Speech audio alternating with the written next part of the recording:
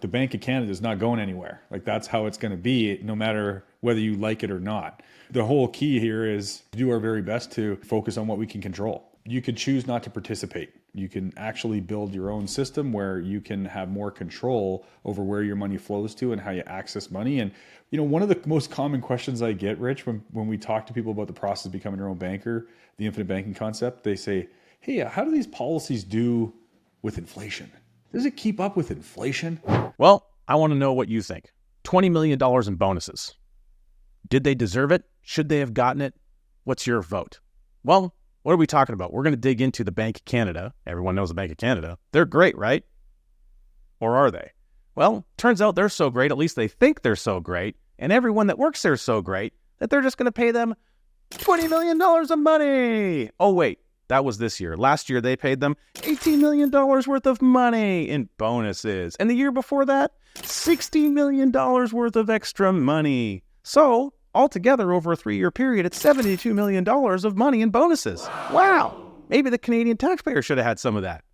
It's a weird scenario. I mean, I think it was weird probably the first time that they did it, was $16 million. And it was certainly weird when they increased that amount to $18 million. And it's substantially weird that they increased it to $20 million when they haven't been able to do anything. So what's your take on that, Vern? Much like I mentioned to you earlier, Rich, when we were recording a really awesome video, which turns out we were not recording, I joked and said it's almost like the Bank of Canada put like some kind of inflation protector on their bonuses, because the whole time while inflation was skyrocketing, they were increasing their bonuses to their employees, which is quite fascinating. First of all, I got to mention too, I forgot about this earlier, the big checks. I just love that. That was so cool. With the big checks, he's right out in front of the Bank of Canada.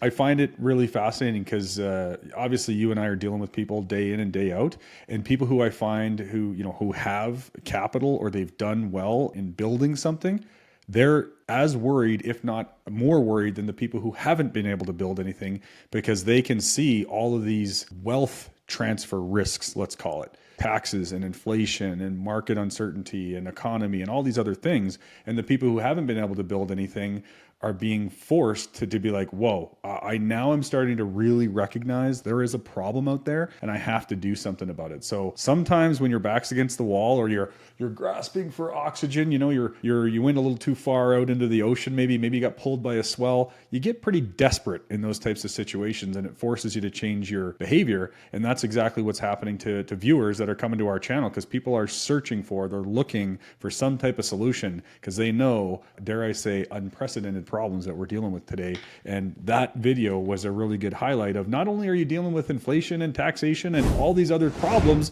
you've got companies like that are supposed to be quote unquote looking out for your best interest, handing out millions and millions of dollars of bonuses, and God knows where they get that money from. Yeah, exactly. I mean, here's something that's interesting.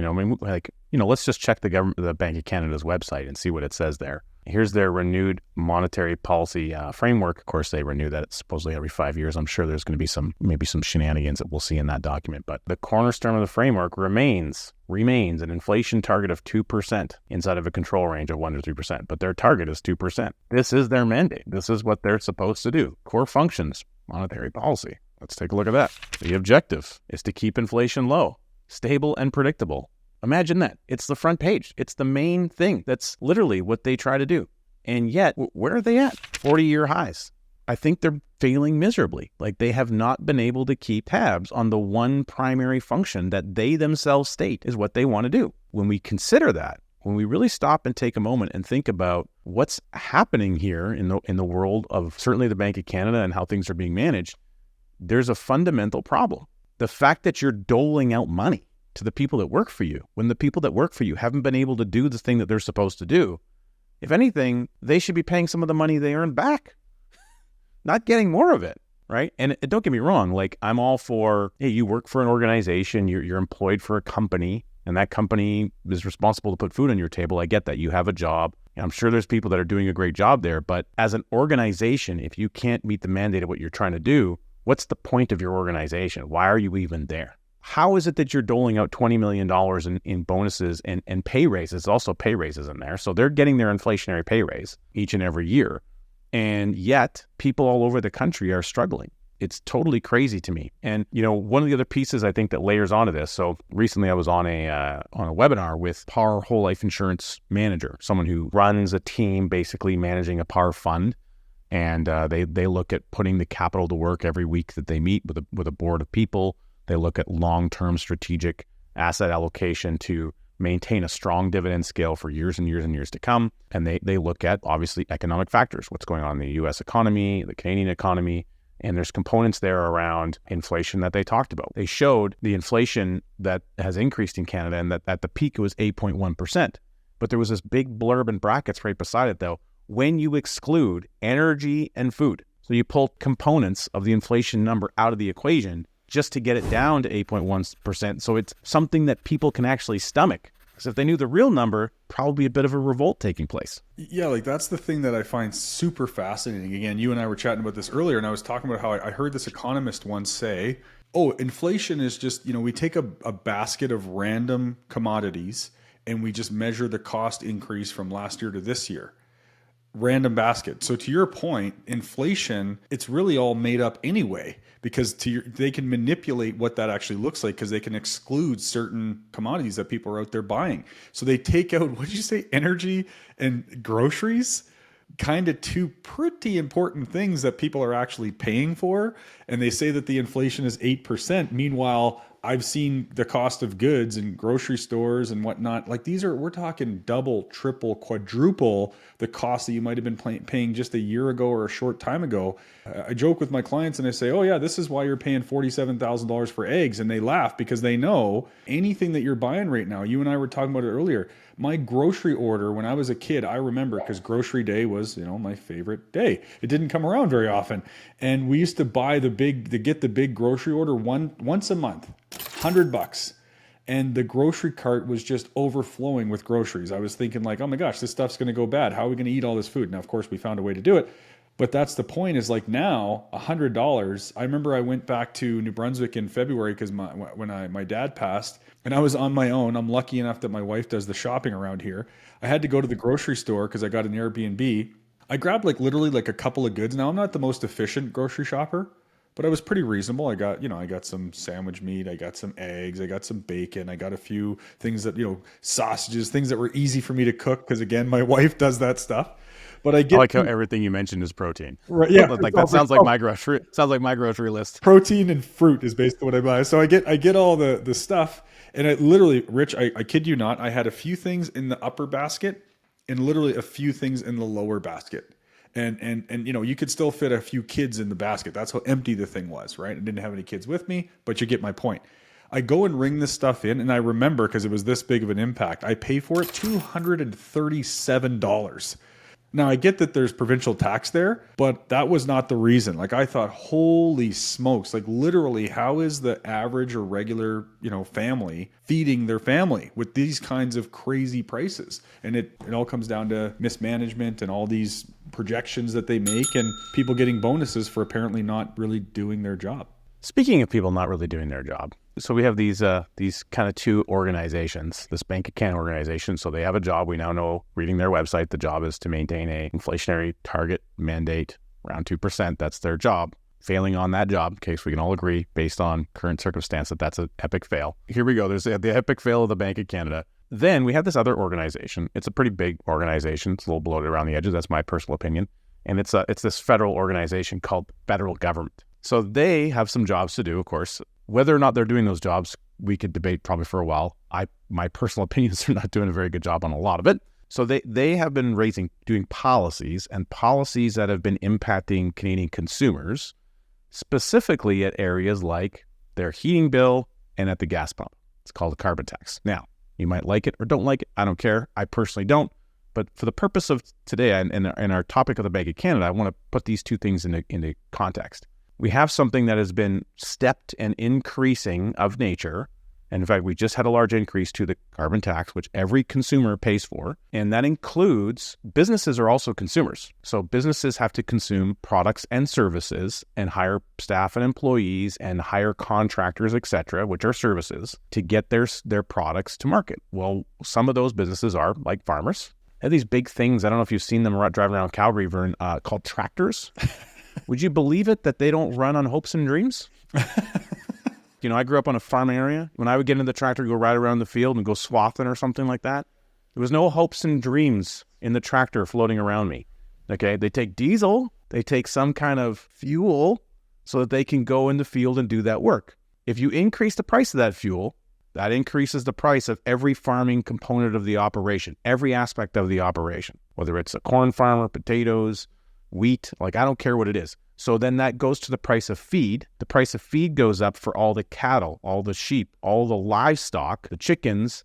Well, if you increase the price of the feed, then the price of the thing that then gets slaughtered and sold at a grocery store, which is everything that was in your basket, that's got to go up. Oh, but before that it even gets to the grocery store, if we increase the feed, we increase the price of the good. Before that good gets to the grocery store, it's got to get on a truck. And it gets on a truck, which coincidentally doesn't run on hopes and dreams. It also runs on some kind of petrol-based product, most likely. And so that price went up for the truck to take it from the farmer's land or the butcher shop or the packing plant or wherever it picked it up and truck it along the way through the entire nation. We have the second largest landmass in the world.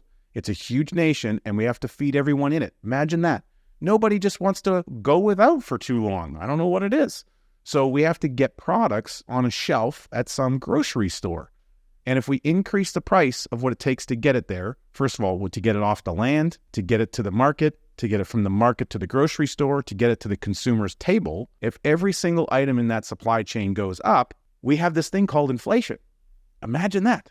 So we have the epic fail of keeping inflation low, Bank of Canada, and then we have the government policy of increase the level of inflation on every good that's shipped and served in the country and the entire nation and continue to increase that at a stepped rate on an ongoing basis. We have two fundamental organizations that are at odds with one another. Keep inflation low. Oh, but wait, the Bank of Canada can't affect policy. They can only change interest rate policy. So their only way to combat that, their only lever, we talked about we have a lever that we can pull over here called interest rates. And the Canadian government has these levers called policies. Well, we insert policies, we turn the lever up on that. And you guys say, oh, geez, we have to manage our mandate, but our lever is interest rates. Okay, well, we're going to turn the level up on that. So now we have these two competing things impacting every consumer right at their kitchen table. It's totally insane to me, but that's my viewpoint of what's happening.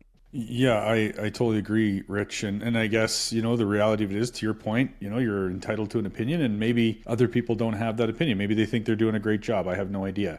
But the way I look at it is that there's not a lot of accountability. Like if someone's not doing a good job, shouldn't we all, and by we, I mean the Canadian people, shouldn't we have a say in how that job gets done or maybe who's conducting the job? The reality of it is we don't actually have any other option. The Bank of Canada is not going anywhere. That's how it's going to be, no matter whether you like it or not. The whole key here is to do our very best to focus on what we can control. You could choose not to participate. You can actually build your own system where you can have more control over where your money flows to and how you access money. And, one of the most common questions I get, Rich, when we talk to people about the process of becoming your own banker, the infinite banking concept, they say, hey, how do these policies do with inflation? Does it keep up with inflation? Well, I don't know. Inflation seems to be pretty cerebral. It seems to be pretty made up. But here's what I know. Every single day that I go back to my system, there's more cash in it today than there was yesterday. And every single year that goes by, the more cash I put into it, the more I get out of it. And my alternative is to take all of my cash and put it into someone else's bank. And the only thing I can get out of it is what I put into it. So how's that competing with inflation? Just curious, compared to what? Is my policy keeping up with inflation compared to what? Compared to what you're already doing? I'd say it's doing a pretty darn good job. There's one more problem if you go put in the other guy's bank, you can get what you put in out. However, you can only get what you put in out based on the rules that they have in place at the time and how much they're willing to let you take at any point in time. So if I go put 30 grand in there and I want to get my 30 grand out the next day, I could tell you they don't want to give it to me. They're going to make me jump through some hoops to go get oh, well, you know what? How about a wire transfer? Hey, how about we charge you $18 for this fancy piece of paper that's a certified check and we'll certify it and everything's fine, but we're not actually going to give you the money that you just gave us. How about this one? What do you need the money for? Yeah. Richard, well, you just gave it. What do you want? What do you do? What do you do it? What do you need the money for? Are you up to something nefarious with your own money? How dare you? How many stories have you heard from clients like sharing that type of a story? Like, hey, what are you talking about? Like, see, here's the thing that the banks don't really want us to know. And in fact, the teller who's talking to you might not actually know this. But when you give that $30,000 to the bank, Rich, that you mentioned that you're talking about, when I go and deposit the $30,000 at the bank, I think I've deposited my money into the bank and it's still my money. But the reality of it is, it's not actually my money anymore. I unknowingly and unwillingly basically loaned it to the bank and they owe it back to me. So I unknowingly became a creditor to the bank. So they're going to give it back to me though, but on their terms. So when I walk in and say, what are you talking about? You give me my money. And what they don't say to you is, sorry, Mr. Canfield, let us clarify. That's not actually your money. It's our money because you gave it to us. But we'll give it back to you when we want to and how we want to. But what they say to you is, oh no, hold on, let's see if we can work some things out and and come back next week and all this, because they don't want you to know what I just shared to you. They don't want you to know that there's a problem, right? And that's the problem, is it's not your money. You gave it to them. You exchanged custody of the money to someone else, and it became theirs the moment you exchanged custody of it. So if you're on direct deposit, you're on directly loan my money to the bank, please. That's the plan that you're actually on. Oh, can you just please directly loan my money to the bank at their terms? Do you mind? Great. Just have it set up to go right in there. And just make sure there's enough for me to have automatic withdrawals come out of my bank account. I even have restrictions. Like sometimes I run into problems depending on where I'm at in, my cycle of invoicing and all these other things. Sometimes I have to like figure out and get creative about how to pay a freaking invoice to Ascendant Financial because I have limited limits and restrictions around how much money I can e-transfer in a given day or week. And if I hit that limit, it's like I literally have to sit here with money in my bank account and try to figure out how to just pay a bill that I want to deal with because I'm responsible and I have to wait because the money's sitting there, but I can't move it. Right. Which adds up to time because you have a busy schedule. You're, the next day you're busy, and then you have to remember to put it on a list to log in the next day, to use the limit up again the next day. Yeah, it's extremely frustrating. And don't get me wrong, in the big grand scheme of things, I have been lucky enough to not have to go into a physical brick and mortar bank very frequently in the last, say, 5 years. I could probably count on one hand the amount of times I've had to do that. So I'm very grateful for that in the services that we have and are provided. Don't get me wrong. However, the fact that certain things I have to go in and see a bank for when I can do everything else on my own is a little bit weird and strange. Exactly to your point, if I want to make transfers even just from I have my accounts at one institution and I have two corporations with accounts at that institution. If I want to move money from this corp to that corp, I have a limit.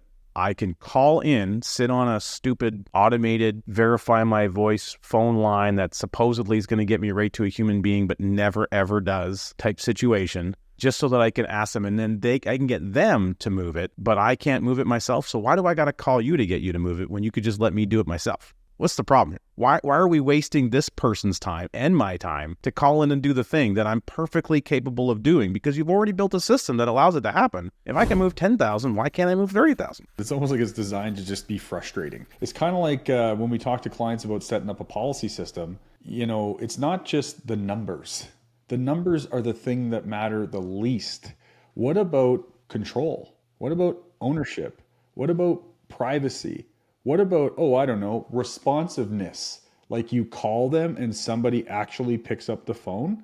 Like those things are pretty darn important. And so when I access policy loans electronically now, thanks to Ascendant Financial, when I access policy loans electronically, they don't ask me a whole lot of questions. They ask me two questions. One is, do I want a check?